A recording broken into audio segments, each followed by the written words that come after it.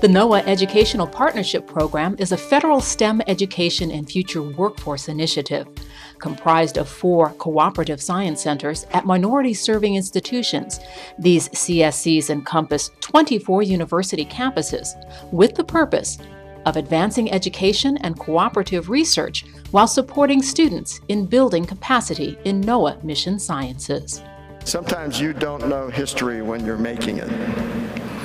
I'm sure that those who were there at the formation of these partnerships would say that they were just doing their job. As I reflect today, I'd say that it truly was a job that mattered. It mattered to scores of students as they pursued their dreams.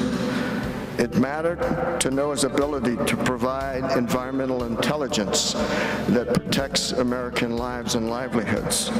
And it mattered to America as we build STEM capabilities to solve our nation's most pressing challenges. The goals of the programs have never died out, which is to have a federal agency like NOAA participate with minority institutions with funding and other resources to help these institutions grow and be able to provide even better services than they do, and they did. The 8th EPP Forum attracted 345 attendees, including 209 students from universities and colleges across the U.S., and 136 professionals from academia, government, and private sector industries, united with one theme: advancing NOAA mission STEM fields through education and research collaborations, building on a successful 15-year partnership with minority-serving institutions. It's really pretty phenomenal. When you look at it, the size of the program that the federal government's funding in NOAA is quite small in terms of most outreach minority-serving institution programs. But the output from the program is huge. And I think that's in part because of the focus of the people at NOAA.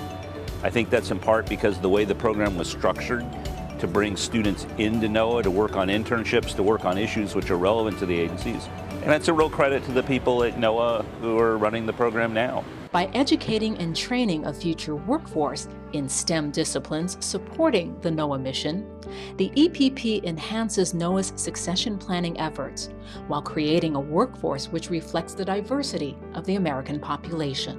And I think that we need to have everyone involved in this from all different cultures and different races and creeds, because otherwise we're going to have a tough time. We're trashing the planet. We're doing things to it that are going to make it very hard for future generations to have the success and to live as we do today. And diversity, to me, is a key to that. This is truly a federal academic partnership, so that it's not a matter of the federal government providing money and saying to academic institutions, you go out and train students and do research. Rather, it is an opportunity where the best ideas from both sides come together in a cooperative agreement in the performance of the awards to attain that future workforce for NOAA, highly trained in NOAA mission fields. Our students not only take courses and be involved in research, but also they get hands-on experience with NOAA scientists. They go to internship in NOAA facilities.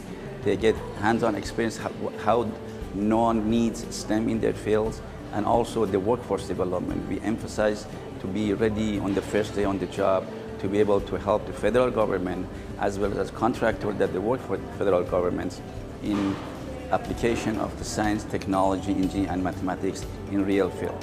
NOAA EPP supports the training and graduation of students and increasing participation of students from traditionally underrepresented minority communities, developing eligible candidates in support of a diverse future workforce for NOAA and NOAA mission-related enterprises.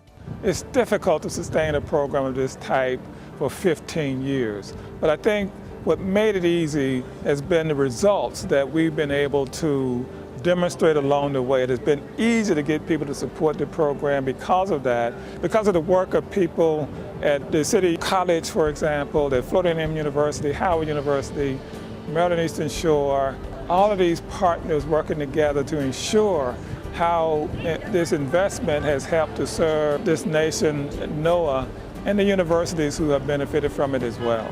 I think the industry that is represented here play a very important role. When we're doing work for supporting organizations like NOAA, the ratio is somewhere between 1 to 3, where you have 1 part civil servant, 3 parts contractors. So we are a very important conduit to getting some of the missions worked on. The more talent I can find, the better I can promote our scientific and technical skills. And we can innovate better science for our clients and for ourselves. From the start, NOAA recognized that partnerships are integral to building capacity in its mission disciplines.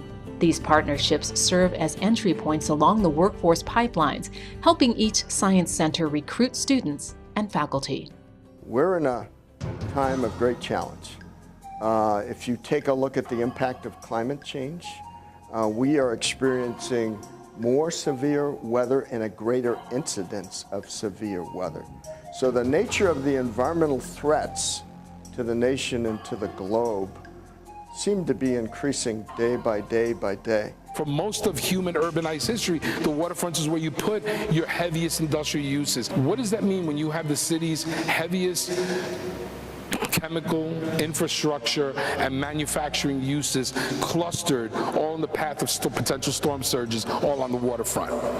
Nor'easters, heavy flooding, just heavy rainfall. All of a sudden it was clear that our communities were susceptible. As the new millennium began, NOAA's 4 cooperative science centers were formed, each supporting core science fields. Strengthening continued each year as new programs and research facilities entered the partnership, including a state-of-the-art satellite receiving station in New York and a full Department of Atmospheric and Planetary Sciences at Hampton University. Each research endeavor incorporates social science and stewardship responsibility in the face of daunting environmental challenges.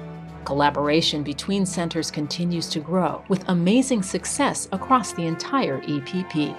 Today, in 2016, Howard University produces the most minority atmospheric science PhDs nationwide.